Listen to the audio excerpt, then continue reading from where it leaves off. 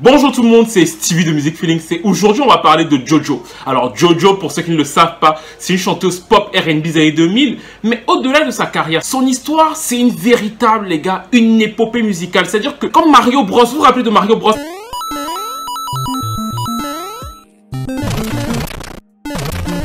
C'est-à-dire que tu joues trop la fausse princesse. Tu joues la fausse princesse. Tu recommences encore. Ce truc m'énervait de ouf. Et mon père était plus passionné par Mario Bros que moi. Donc du coup, je jouais ça avec lui même le soir. Alors que j'avais cours le lendemain. Donc on était là comme ça à jouer. Et c'était toujours les fausses princesses jusqu'à, je sais plus où c'était, où il fallait faire les 1, 2, 3, 4, 8 étapes. Je sais plus trop quoi là. Bref, c'est un peu ça en fait. C'est-à-dire que tu te bats. Mais tu te bats là pour la musique. Donc du coup, on va apprendre pas mal de choses sur comment l'industrie fonctionne de l'intérieur. Et ce n'est pas toujours très sympathique. Mais aussi, là, je vais vous présenter des personnages de l'ombre. C'est-à-dire que des gens qu'on ne voit pas souvent. Mais vous avez vu maintenant au fil des vidéos que les personnages de l'ombre de l'industrie, les directeurs artistiques, sont souvent plus importants ou autant importants que les artistes eux-mêmes en fait. Par exemple, Usher, vous savez qu'il est immensément talentueux. C'est un vrai vocaliste, un bon danseur. Mais Usher sans LA Reid, vous voyez que ça ressemble un peu au 31 décembre. C'est-à-dire que le 31 décembre ne dit jamais non au 1er janvier. Il est toujours là, dès que le 1er janvier arrive, ouh. Des fois le 31 décembre, tu dis que mais reste un peu en 2014. Non, je veux partir. C'est un peu Usher avec la musique. Dès que le flow, oui, la trappe, ça c'est Usher sans LA Reid. Ça ne veut pas dire que Usher n'est pas un très bon vocaliste et qu'il n'a pas énormément de talent. Mais maintenant, vous pouvez prendre le recul de vous dire que bah en fait, LA Reid c'est cette personne-là qui a aidé Mariah Carey, qui a aidé Usher, qui a planifié les carrières de Pink, de Chelsea, de plein d'autres dont je vous parlerai au fil des vidéos en fait. Vous voyez ce que je veux dire? Donc, apprenez donc à retenir ces personnages-là. Et là, on va partir pour le jeu, quoi. Mettez vos Nintendo et tout, on commence. N'hésitez pas d'abord à me follow sur Instagram, sur Twitter. N'hésitez pas à liker, à commenter, à vous abonner. Et on va commencer la vidéo. Alors, la petite Jojo, c'est un phénomène, un autre phénomène américain. Je sais que vous allez vouloir avancer la vidéo. Non, restez. Même moi, j'ai envie d'avancer la vidéo, en fait, en vrai. Mais bon, allons-y, restons quand même. La petite Jojo, c'est un phénomène américain. Pourquoi? Parce qu'en fait, c'est encore un de ces autres American Baby Singing. Et mais en plus, c'est une petite blanche. Alors, ce n'est pas raciste, mais en fait, en général, vous voyez, c'est les petits noirs là qui montrent aux Américains. Jojo, c'est une petite blanche qui va impressionner l'Amérique. Et je tiens à dire que c'est vraiment, c'est assez rare dans son genre. C'est-à-dire que, par exemple, en France, on avait ça.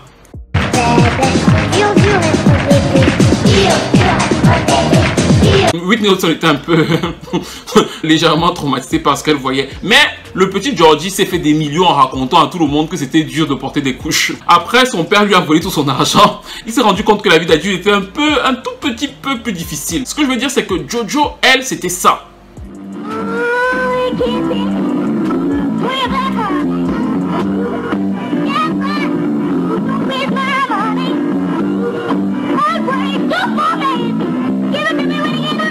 La petite, à 5-6 ans, faisait des reprises de Aretha Franklin, de Chaka Khan. Elle est devenue un véritable petit phénomène des shows télévisés aux États-Unis en fait. C'est-à-dire que la petite blanche qu'on voyait venir chanter, mais elle détruisait tout.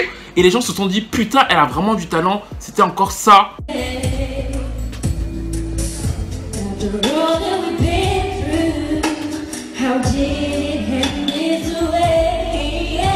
Et donc elle va éclore. Les labels vont vouloir lui faire signer un record deal dès ses 6 ans en disant non. Parce qu'une petite blanche qui chante aussi bien, on se dit non, on va faire quelque chose avec elle. Donc dès les 6 ans là, on se disait non, on va la mettre sur le marché. Et sa mère a eu l'intelligence de se dire non, on va attendre un peu qu'elle prenne un peu plus de temps. Et au fil des années, donc Jojo a mûri. Et Jojo va finir donc par rencontrer des producteurs qui vont croire en elle, notamment Vincent Ebert. Pour ceux qui suivent un peu les télé-réalités, c'est l'ex-mari donc de Tamara Braxton. Mais il faut savoir que donc à l'époque, c'est vraiment un producteur hyper reconnu. Il a travaillé avec Toni Braxton, avec Aaliyah, avec Destiny Child, avec beaucoup de gens dans les années 90. Donc il a vraiment un vrai bagou. Il a un vrai CV, il faut retenir son nom donc du coup. Et donc c'est lui qui prend la petite Jojo sur son aile. Et donc il travaille avec le label Black Van Records, dirigé par un monsieur qui est un peu ce qu'on nommerait le Patrick Balkany du R&B. Vous allez voir dans la vidéo parce que je ne peux pas vous dire avant. Mais vous allez retenir le Balkany du R&B. Mais le truc c'est que ce Balkany du R&B, c'est aussi l'oncle de la fameuse Aaliyah.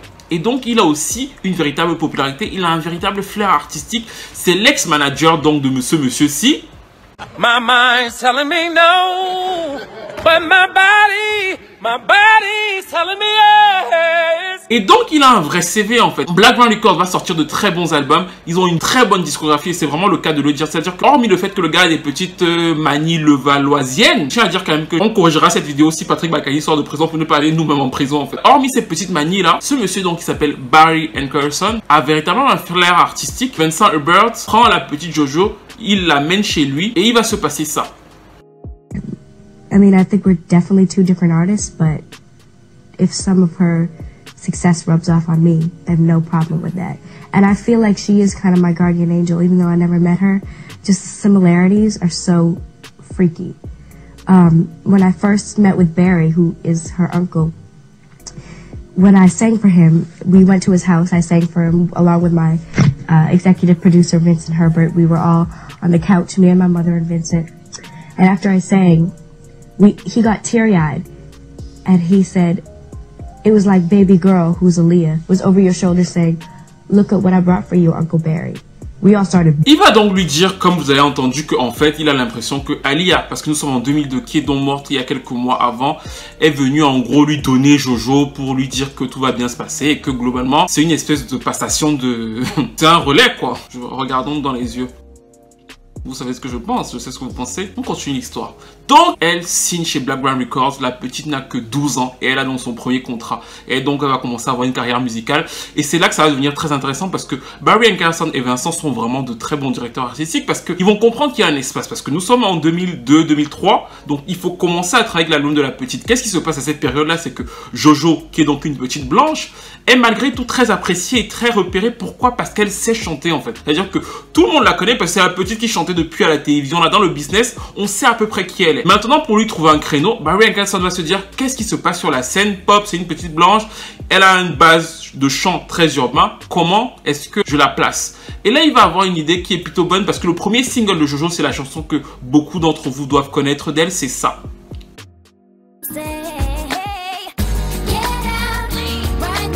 Ce premier single arrive donc en 2004 et il va faire un carton. Et comme vous écoutez, c'est un single pop très teenage avec une petite influence R&B, mais c'est un single pop très teenage. Et là, c'est un choix hyper intéressant. Pourquoi? Parce qu'en réalité, rappelez-vous, c'est un créneau qui n'est plus occupé. Quand vous écoutez Leave You Get Out, en réalité, c'est un titre qui aurait pu se trouver sur les premiers albums de Britney et de Christina Aguilera. C'est-à-dire que sur leurs deux premiers albums, vous pourrez fourrer cette chanson-là à cette époque-là. C'est très teen, avec un côté très poppy, mais c'est un créneau qui n'est plus occupé. Il n'est plus occupé, pourquoi? Parce que rappelez-vous, elles faisaient ça toutes les deux.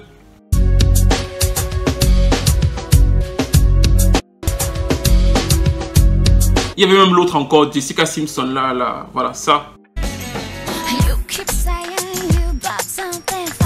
C'est-à-dire que c'était devenu le concours de que je suis la plus salope, toi tu es salope, non moi je suis vraiment salope. Elles avaient déjà commencé leur mutation de saloperie en fait.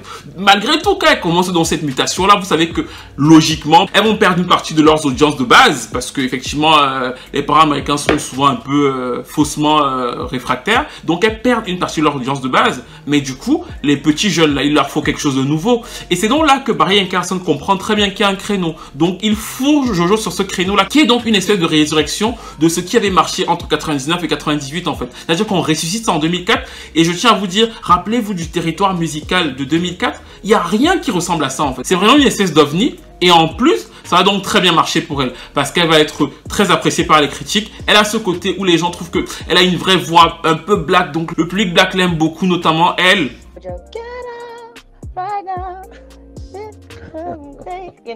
Le truc qui est hyper intéressant, c'est que Jojo, elle n'aime pas la chanson.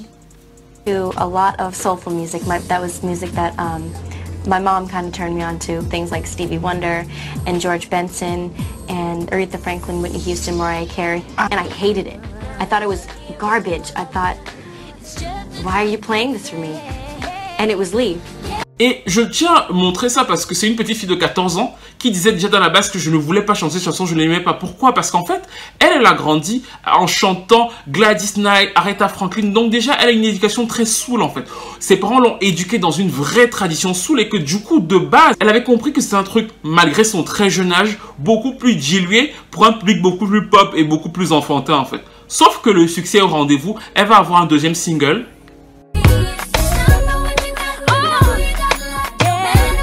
Qui sera notamment remixé par Bad Boy. Et donc, elle va commencer à se créer donc ce petit personnage. C'est-à-dire qu'elle va commencer à tisser un lien avec les ados. Et surtout, son album qui va sortir va être certifié platine.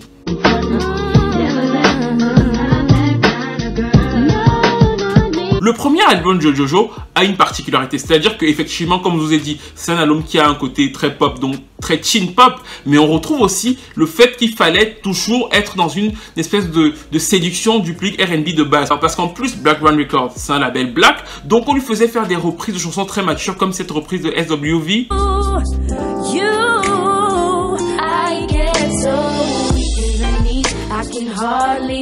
Ça sera beaucoup salué par la critique. Donc, en gros, en 2004, qu'est-ce qu'elle a? Elle a une audience teen pop, c'est-à-dire que des jeunes ados l'aiment bien parce qu'elle leur ressemble. Elle a des singles qui sont un peu gnangnan mais qui passent bien à la radio. Mais en plus, comme elle sait chanter, elle a le regard du public R&B parce qu'en plus, on la market avec des clins d'œil vers cette audience-là. On lui fait, c'est la blanche qui sait des trucs un peu comme vous. Après cette ère-là, elle va en tournée. D'ailleurs, elle sera la première partie d'une des tournées de Britney Spears pour aussi continuer à lier ce lien parce que c'était l'ancien public de Britney qui devait donc se lier aussi à Jojo. À la fin de cette ère, l'album s'est vendu à quasiment 3 millions dans le monde. Donc elle s'est fait un nom. Elle a eu un disque de platine aux États-Unis, donc elle commence à compter. D'ailleurs, on va lui proposer de jouer Hannah Montana au début. Et elle va refuser. Ils vont refuser en se disant de manière très logique que oui, si on la marquait trop pop, on va perdre notre attrait sur le public R&B. Sauf que c'est une chanteuse blanche, on essaie de faire cette liaison en fait. Donc on peut pas la marketer trop en pop, qu'elle ne perde pas cette base-là qu'elle a et qu'on veut conserver pour le long terme en fait. Donc c'est très bien pensé. Elle va jouer dans quelques films et finalement elle va revenir en 2006, c'est-à-dire 2 ans après, avec un deuxième album. Le deuxième album va être lancé par ça.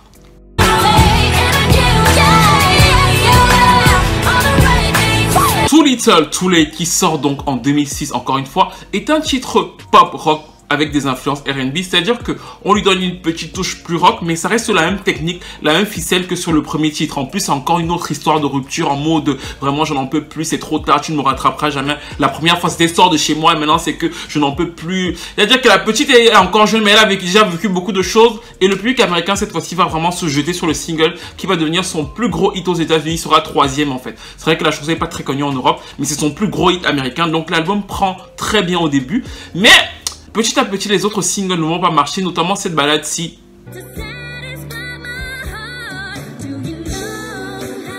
Et un troisième single plus urbain, ça.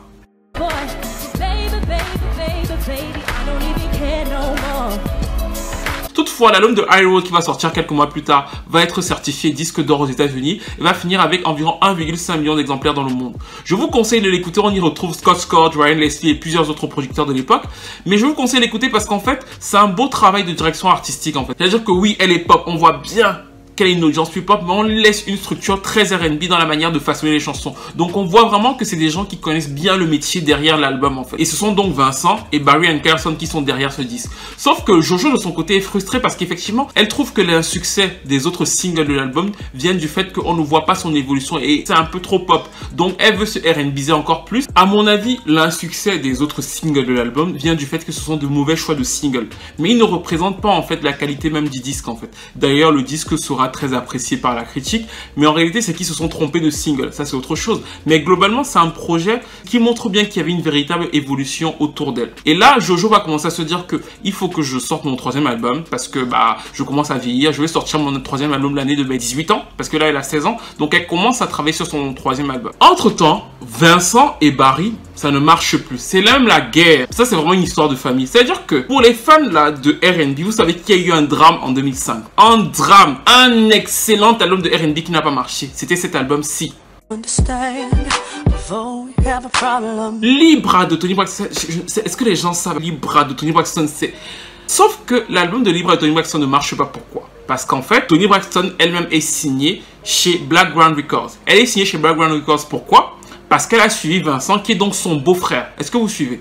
Parce que Vincent est marié à Tamar Braxton. Après qu'il ait signé Jojo, il a fait signer Toni Braxton chez Black Ground Records. Et elle va donc sortir sur ce label La Libra. Sauf qu'elle va se rendre compte que les contrats ne sont pas bons et la promo va être désastreuse. Donc elle va lui porter plainte. Quand elle va lui porter plainte, Vincent, qui est donc dans le label, va essayer d'arranger les choses entre eux et il va se rendre compte que non, c'est une escroquerie totale. Donc en 2007, il va prendre ses clics et ses claques. Il va dire à Jojo, papa, reste là-bas, vu que tu es la résurrection et tout. Moi je pars. D'ailleurs, il ira notamment, s'occuper d'une chanteuse qui se prenait pour de la nourriture pour les os et tout. C'était elle.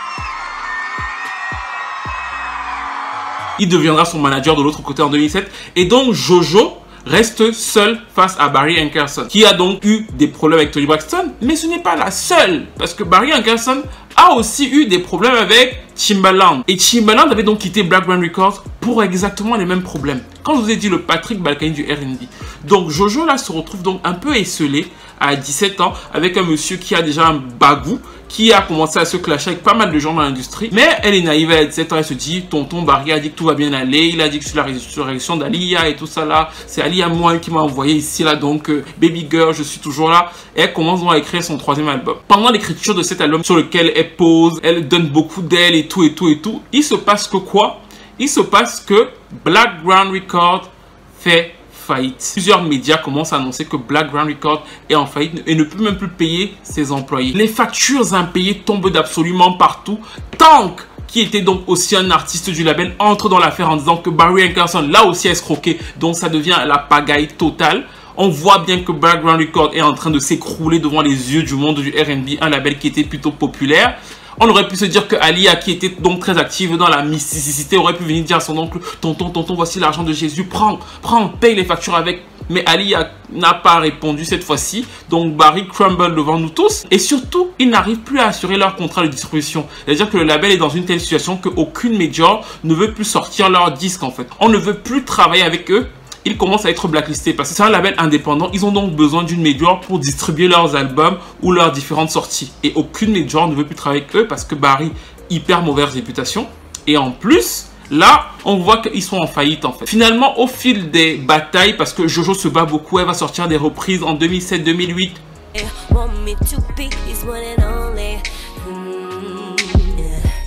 Donc la petite, elle est frustrée parce qu'elle a enregistré les chansons, mais rien ne peut sortir. C'est un peu une situation similaire à Carrie Hilson, mais elle, c'est encore pire parce que là, c'est son label et son contrat, donc elle sait pas comment gérer sur le coup. Elle sort des titres sur internet, des reprises, et finalement, elle se décide à leur porter plainte en fait. Elle porte plainte à Barry parce qu'elle se rend bien compte que Tony a porté plainte, je suis resté là. Timbaland a porté plainte, je suis resté là. Tank a porté plainte, c'est comment je porte aussi plainte, même si Ali, là, vraiment, je m'excuse, baby girl, mais il faut que, voilà, chacun se cherche ici-bas. Donc, elle porte plainte à Barry Hankerson, et là, Barry réagit parce qu'en réalité, c'est sa petite ou plus ou moins mine d'or, en fait. Il signe donc un contrat de distribution avec Interscope, et le premier truc qui est plutôt pas mal pour elle, c'est que, comme Timbaland aussi est signé chez Interscope, et qui se dit, putain, la compagne de galère, là, il la prend, il la met sur le titre Lose Control de son album Shock Value 2, c'était ça.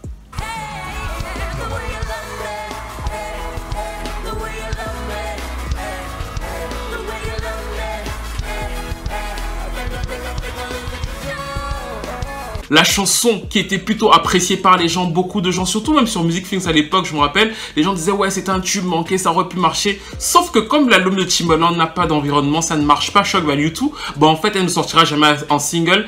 Et l'année donc se termine plutôt de manière morose pour Jojo parce que si le titre avait marché, bah en fait ça lui aurait redonné quelque chose. Là bah ça ne marche pas et surtout en fait, il y a un truc, c'est qu'elle est toujours en procès avec Barry parce que Barry en fait ne la finance plus, il ne fait plus rien pour elle parce que certes, ils ont signé un contrat de distribution avec Interscope. Mais je vous ai dit qu'elle avait porté plainte en 2008. Donc nous sommes en 2009. Elle a porté plainte. La plainte n'est pas à son terme parce qu'elle n'est toujours pas livrée de son contrat. Mais Barry ne fait plus rien pour elle. Pourquoi Barry ne fait plus rien pour elle? Il n'a juste plus d'argent. C'est-à-dire que Barry n'a plus de fonds en fait. Donc Jojo est obligée de se battre par elle-même. Et comme c'est Barry qui possède tout, elle ne peut rien sortir officiellement. Nous sommes à la fin de l'année 2009. Donc il va falloir faire un retour à la case départ comme dans Mario. Et c'est ce qu'elle va faire.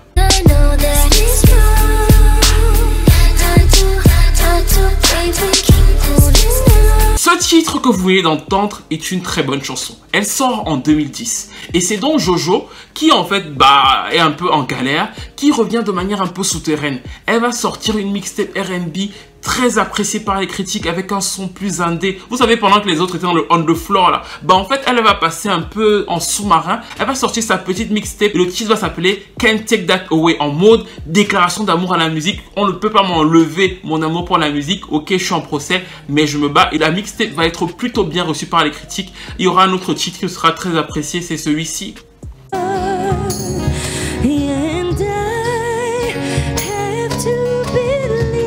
Pendant ce temps, Black Ground Records va regarder ça d'un très mauvais œil parce qu'ils vont se dire effectivement, elle a un contrat chez nous, elle n'a pas le droit d'utiliser sa voix autrement que quand nous on la dirige.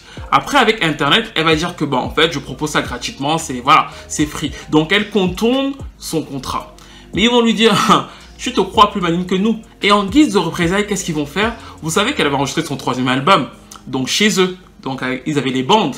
bah en fait ils vont balancer eux-mêmes les chansons sur internet en mode bah ok, donc tu voulais tes chansons gratuitement, bah on va balancer tout. Les chansons de son album qui devait s'appeler à la base All I Want Is Everything vont se retrouver sur internet en fait. C'est-à-dire que traumatisme mental, parce que c'était son 3e album, vous vous mettez à sa place, son album qu'elle avait écrit pour ses 18 ans et du coup les chansons auxquelles elle tenait, bah boum, on balance ça sur internet en mode bah si tu voulais que tout soit sur internet, tu as ta mixtape, voilà aussi tes chansons sur l'album. Donc tout est perdu en fait.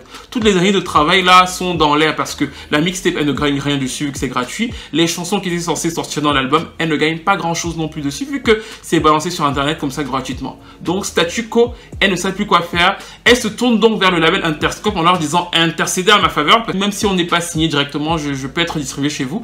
Et Interscope se tourne donc vers Barry en lui disant mec, qu'est-ce qui se passe avec la petite? Finalement, ils réussissent à s'entendre pour une chanson qui s'appelle The Other Chick. The Other Chick, c'est le titre que Jojo veut sortir en premier single, c'était ça.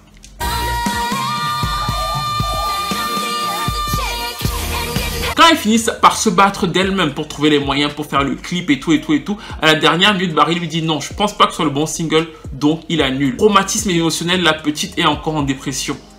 I've had many low points, honestly. I was depressed.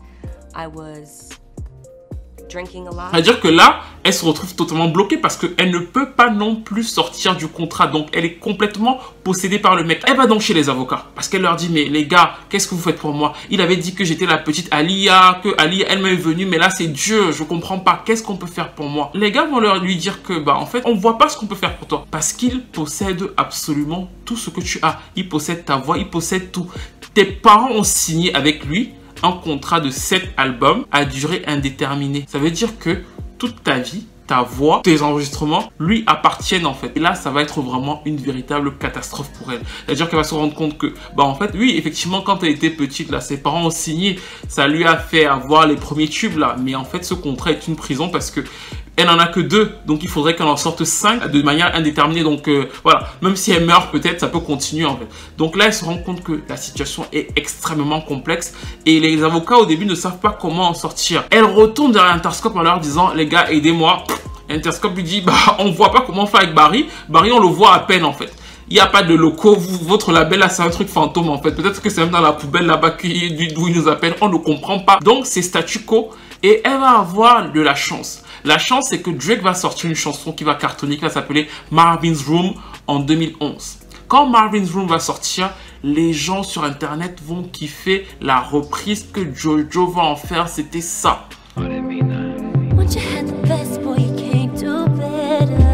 Cette reprise qu'elle va faire comme ça de manière naturelle va buzzer sur internet au point où Drake lui-même va se sentir menacé. Il va dire que oui, il fera des interviews en disant que oui, non mais en fait ma version c'est vraiment la meilleure, c'est pas celle de Jojo parce que Jojo va avoir un très bon buzz sur sa reprise. Et d'un coup, là vraiment Interscope va taper du poing sur la table en disant à Barry, il faut faire quelque chose. Et Barry va donc renvoyer Jojo en studio pour lui faire sortir le premier single de l'album qui ne va donc plus s'appeler All I Want Is Everything comme il devait s'appeler à la base. Ils vont changer le titre, ça va s'appeler Jumping Train. Et le premier single, c'est une chanson qui s'appelait Disaster. Un titre encore plus pop, c'était ça.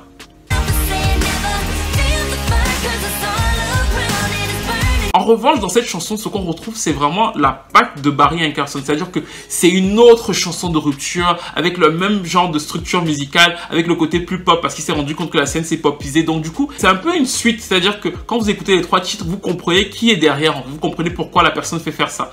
Mais les années ont passé, elle n'a plus le même buzz, plus la même emphase. Et un label, c'est une structure en fait. C'est-à-dire qu'il faut contacter les radios, il faut faire de la promo radio, il faut faire tout ce genre de choses. Barry n'en est juste plus capable en fait. Elle va avoir 2-3 émissions télé et ça s'arrête là. Il n'y a aucun environnement. La chanson est juste sortie comme ça. Ça ne marche pas. Et on passe à autre chose. L'autre chose à laquelle ils vont passer, c'est un titre qui s'appelle Sexy to Me. Et c'est là qu'on va voir que Barry a peut-être perdu le flair. C'était ça.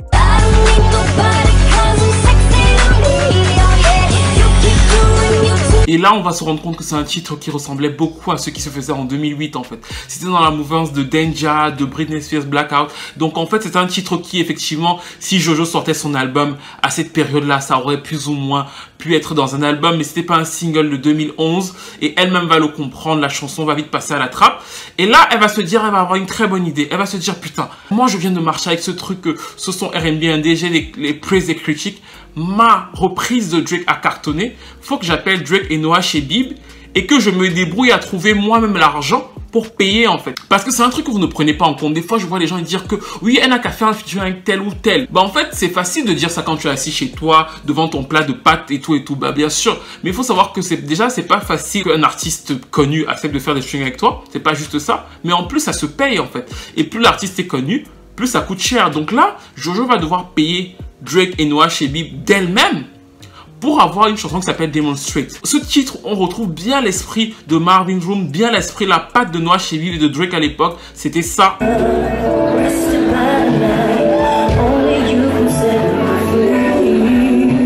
La chanson a plutôt un bon accueil. On se dit, comme sa reprise de Marvin's Room a cartonné et qu'elle reprend ce même son, ce même état d'esprit de manière plus mature et plus sexy pour sa propre évolution musicale, peut-être que ça peut lui apporter quelque chose en fait. Peut-être que ça va la pousser, peut-être qu'il va y arriver quelque chose.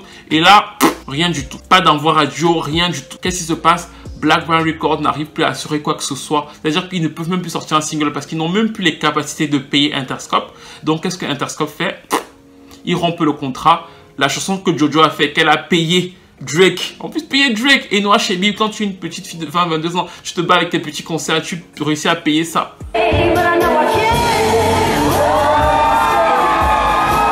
Pour pouvoir te dire, là, je vais cartonner. Tu payes ça avec ton argent de ta poche. Tu te rends compte que le label ne peut même pas distribuer la chanson. Donc, c'est retour encore à la case départ. Elle entre en dépression et Black Ground Records se fait chasser de Interscope. Donc là, maintenant, elle est dans un label qui n'a plus de locaux. Donc, elle n'a même plus le numéro de téléphone parce que là, elle n'a même plus le numéro de téléphone de Barry qui lui vit peut-être aux Antilles ou bien, je sais pas, c'est-à-dire que, et qui ne peut même plus la distribuer en fait. Donc, c'est une espèce de truc fantôme. Là encore, la petite a du courage. Elle se reprend, elle se dit qu'elle va travailler une mixtape. Elle commence donc à travailler une autre mixtape, c'est-à-dire qu'un truc qu'elle va balancer sur internet gratuitement et elle va sortir ça en premier single. Le projet va s'appeler Agapé. Là encore, elle va avoir un beau succès critique auprès des fans de R&B très indé là. Elle va commencer à recruter un public dans les tranchées en fait, dans les profondeurs là. Et elle va aller en tournée pour essayer de récupérer un peu d'argent en fait. Ça va s'appeler Agapé Tour. Et donc, pour se faire un peu de blé, même si c'est contre son contrat, mais Barry ne va pas lui porter plainte cette fois-ci. Parce que c'est elle qui va reporter plainte, redéposer sa plainte contre Barry. Et là, en 2013, il va y avoir un peu d'espoir. L'espoir va venir d'une équipe d'avocats. C'est-à-dire qu'avec l'argent du Agapé Tour, c'est-à-dire que l'argent qu'elle va se faire dans de très petites salles, mais elle va quand même les remplir grâce à ces deux mixtapes et à ce succès critique auprès d'un public très R&B, elle va se dire, j'embauche de nouveaux avocats qui vont relire son dossier et ils vont trouver une brèche dans le contrat. La brèche, c'est de dire que son contrat a été signé à New York, donc dans l'état de New York, et que dans l'état de New York, les mineurs ne peuvent pas signer un contrat d'une durée qui dépasse plus de 7 ans. Et elle va se dire, mon contrat, je l'ai signé en 2004, ça veut dire que j'aurais pu le quitter à partir de 2011. Et donc là, l'histoire va reprendre de plus belle. Ils vont donc se rebattre devant les juges. Parce que là, bizarrement, Barry va venir se battre pour la garder ou bien pour garder le fait qu'elle doit rester à sa botte quasiment toute sa vie, même s'il n'a plus vraiment de label et même s'il peut rien sortir. Donc, il va revenir sur le terrain, mais elle va finir par gagner cette bataille au début de l'année 2004. Elle finit donc par être libérée de cette prison contractuelle et c'est vraiment un alléluia quoi. C'est-à-dire que sur les forums de R&B, parce que ce que je vous raconte là va être suivi de ouf sur les forums de R&B américains. C'est pour ça que c'est hyper intéressant. Comme je vous ai dit au début de sa carrière, on la dirige vers un public très pop teenage. Sur cette deuxième partie de sa carrière là, donc du coup, quand elle est totalement en bas, vu qu'elle fait des mixtapes très R&B indé, qui donc se dirigent vers une niche, bah eux ils la suivent, ils comprennent son combat, ils sont derrière elle, ils vivent avec elle chaque étape de ce retour vers la possession de ses droits en fait. Parce qu'il faut bien comprendre officiellement qu'elle ne pouvait pas faire de campagne de pub, pas sortir de chansons à la vente, pas passer à la télévision sans l'accord de Black Ground Records en fait. Ce qu'elle faisait en fait c'était juste poser sur internet, mais elle peut rien faire, elle peut rien gagner sur sa musique, sur sa voix sans l'accord du label en réalité. Et donc ces fans de R&B connaissaient l'histoire et ils ont donc été totalement heureux, festoyés quand donc elle quitte Black Ground Records et que quelques jours après, parce que c'est même théâtralisé, elle fait un concert, plein de labels sont là et finalement elle signe donc avec Atlantic Records et elle va s'offrir très rapidement une autre mixtape, c'était ça.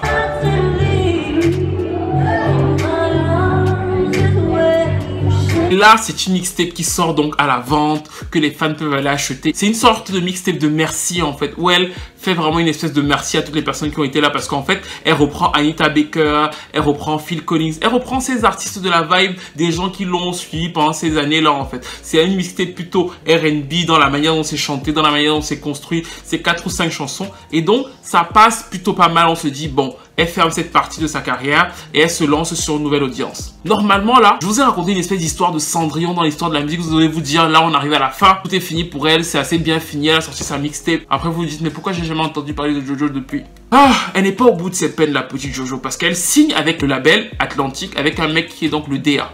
Le DA qui croit en elle, qui se dit Jojo, je vais faire quelque chose avec elle. Sauf que ce monsieur a une meilleure offre quelques semaines après qu'il la signe, donc il la signe sur le label. Il lui dit, bah en fait finalement je pars. Elle dit, tu pars où? Je pars chez Interscope. Vous vous rappelez qu'elle était en distribution chez Interscope? Il dit oui, Interscope vient de me proposer une offre que je peux pas refuser, donc je serai DA là-bas en fait. Donc je pars. Sauf que l'autre personne qui est devant elle chez Atlantic, bah en fait il l'apprécie beaucoup moins et il ne voit pas trop quoi en faire. Donc il se dit, bah en fait on va la remarketer en pop, en pure pop, et ils vont sortir un projet qui s'appelait The Tringle avec des singles comme celui-ci.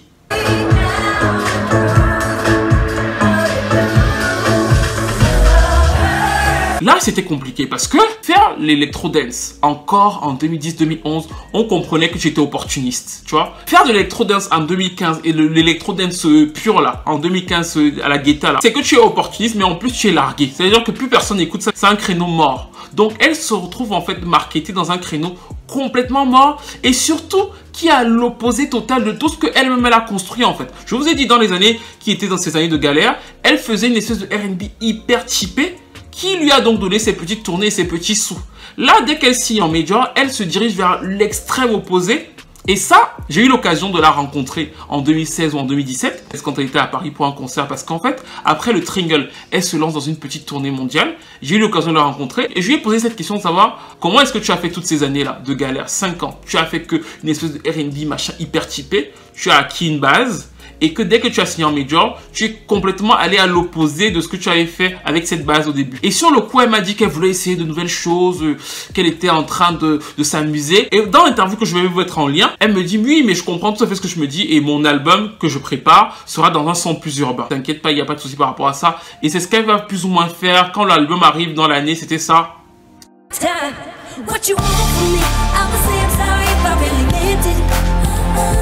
L'album va s'appeler Mad Love, il arrive quelques mois plus tard. C'est un projet pop urbain dans la lignée de ce qu'elle avait déjà fait avant, mais peut-être moins réussi au niveau de la qualité. Donc le projet ne marche pas de ouf.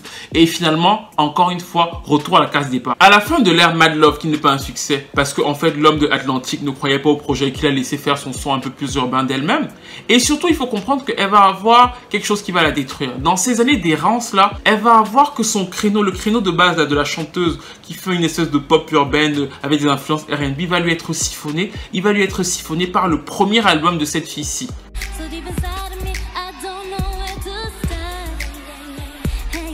Et qu'en même temps, en 2014, quand il va falloir la remarketer chez Atlantic, il va y avoir cette autre fille-ci.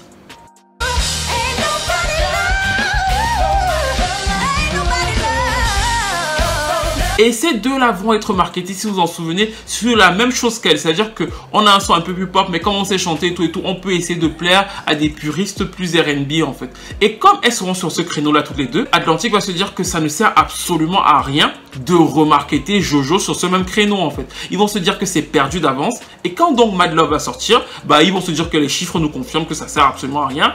Et vu qu'on ne sait pas comment on l'a marketé, bah en fait on lui rend son contrat en fait. Donc c'est pour ça qu'il la vire. Il la vire et elle va se retrouver où? Elle va appeler le mec qui l'avait signé à la base chez Atlantic et qui est donc désormais chez Interscope. J'espère que vous suivez. Donc elle va repartir chez Interscope. Il va lui dire reviens, je te re-signe, on va voir ce qu'on peut faire. Et là, elle va attendre. Elle va attendre. Elle va attendre, ils ne vont jamais voir ce qu'ils vont pouvoir faire parce qu'en fait, ils ne vont plus s'entendre sur la direction artistique. Elle veut faire un son plus urbain, lui pense que ça ne sert plus à rien parce que ce créneau-là ne peut plus marcher pour elle, qu'elle arrivait à la trentaine et tout. Et donc, ils vont petit à petit se distancer, mais Jojo va continuer de travailler. Elle va travailler dans un but précis. C'est-à-dire que tout ce qu'elle avait fait au début, toutes les chansons qu'elle a enregistrées, ses 2 premiers albums et tout, ne lui appartiennent pas. Parce que quand elle a perdu son procès, bah en fait Barry a repris tout. Elle avait ce qu'on appelle les slave contracts. Il y a beaucoup d'artistes américains qui ont ces contrats où en fait tu es quasiment esclavagisé en fait. Donc les enregistrements appartiennent à Barry Carson. Under contract didn't own my voice. My own voice. It was deep. Il est donc libre de ne pas les mettre sur les plateformes de streaming et de ne pas les mettre à la vente en fait. Et c'est ce qu'il va faire. Il va tout retirer des plateformes de streaming et il ne va pas les mettre à la vente. Et elle, qu'est-ce qu'elle va faire? Elle va devoir réenregistrer ses 2 premiers albums et les singles qu'elle a sortis. Et elle va les sortir en 2018, le jour de son anniversaire, avec des pochettes comme celle-ci. en guise de cadeau à ses fans en fait. Donc comme ses fans voulaient réécouter ses chansons comme Leave You ou encore Too Little Too Late, bah en fait les albums vont être réenregistrés avec sa voix actuelle. Elle va reposer dessus sur les instrus des trucs un peu similaires sur son propre label pour pouvoir proposer ça à ses fans et donc garder une certaine legacy en fait. Parce que si elle ne faisait pas ça, sachant que Barry, bah, apparemment il n'a absolument pas l'intention de revenir sur le streaming ou de faire quoi que ce soit de sitôt, bah en fait son héritage musical aurait totalement disparu. Il n'y aurait pas eu de titre de Jojo avant Mad Love et donc ça aurait complètement brisé son petit héritage musical parce qu'en réalité elle n'a que 29 ans en fait. Tout ce que je vous raconte là, c'est une petite fille de 12 ans qu'il a vécu pendant 29 ans. Toutes les tribulations là, tous les allers-retours, juste pour pouvoir chanter et vous proposer de la musique, bah en fait c'est ce par quoi elle a dû passer en fait. Et d'ailleurs elle était très touchante quand elle disait ceci.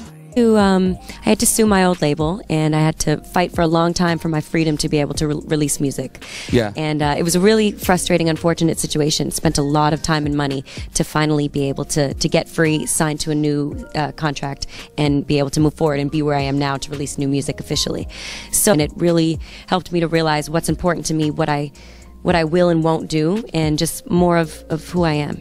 I'm just definitely not in this for, you know, the superficial elements of it. I love music, and that's why I fought, because it's my life. So That's all. Beaucoup auraient abandonné, vous êtes d'accord avec moi que beaucoup auraient abandonné. Mais elle est restée là, elle s'est accrochée par amour pour la musique. Là aujourd'hui elle est signée encore chez Warner Bros. Mais tout ce parcours-là montre bien que ce n'est pas aisé en fait. Et c'est ça que je voulais vous faire voir. C'est que des fois, effectivement, vous vous dites, oui, tel n'est pas là, machin. Mais en fait, les gens passent souvent par des étapes très difficiles. En plus, elle, dans tout ça, elle a perdu son père dans ses combats en 2015. Donc, ça n'a vraiment pas été aisé de revenir et de se dire que je peux chanter et juste offrir ma voix aux gens. En fait. Elle le dit d'ailleurs elle-même que ça l'a rendu très simple parce qu'elle ne s'est pas battue pour pouvoir avoir des tubes. Elle s'est pas battue pour pouvoir être la meilleure au monde. Elle s'est battue pour pouvoir juste proposer de la musique en fait. Et ça te change totalement ton rapport juste à l'art, de se dire que bah en fait j'ai juste dû me battre pour que les gens puissent acheter mes titres en fait. Et beaucoup d'artistes vivent des trucs similaires ou vivent des trucs tellement durs dans l'industrie que bah en fait le succès que vous voyez là, le succès où vous dites oui Carton c'est le meilleur, bah en fait leur passe totalement au-dessus parce que ils ne peuvent pas avoir le même rapport au succès que quelqu'un qui est complètement prisonnier en fait. Même Rihanna d'ailleurs, le cas Rihanna est très intéressant parce que même Rihanna que beaucoup admirent, mais rien n'a été fouetté à la machette. C'est-à-dire que rien n'a pas de replay. Umbrella, c'est pas pour rien que Rihanna sortait les albums tous les ans et que depuis que le contrat qu'elle avait à la base c'est terminé, elle prend plus de temps pour elle. C'est parce qu'avant, souvent derrière le succès, derrière l'image de succès que vous pouvez avoir, qui peut être des succès commerciaux, les artistes peuvent vivre des choses qui sont plus ou moins difficiles. Et c'est le cas de Jojo et c'est pour ça que j'ai voulu raconter cette histoire. Là, en ce moment, elle a sorti un titre R&B avec PG Morton. C'est ça. Not to overreact, but I need to know right now. No. Et je pense vraiment que ce titre est vraiment dans le truc qu'on appelle Grammy Darling. C'est-à-dire qu'ils peuvent avoir une nomination au Grammy dans la catégorie Best R&B Traditional Performance, c'est-à-dire que meilleure performance R&B traditionnelle. Je pense qu'ils peuvent se classer dans cette catégorie. Ils ont les arguments pour se classer là. Et elle-même est signée chez Warner Bros. Et là, je pense qu'elle doit réfléchir à ce qu'elle fera pour la suite. Elle n'a que 29 ans, donc elle peut encore espérer toucher un petit public et avoir sa petite carrière, même si elle ne remplace pas Ariana Grande. Parce que je pense effectivement qu'aujourd'hui, sa définition du succès à elle ne doit pas être la même que nous, en fait. Bien sûr qu'avoir un numéro 1 serait grave plaisant pour elle. Mais même si elle ne l'a pas, je pense que le simple fait que des gens achètent ses disques, la soutiennent et tout, la regardent encore aujourd'hui, doit être déjà un gros réconfort au vu de tout ce qu'elle a vécu dans l'industrie. Ensuite, je vous ai parlé de cette histoire parce que je voulais vous parler du Balkany, du R&B. Et on va souvent parler de Barry Hankerson.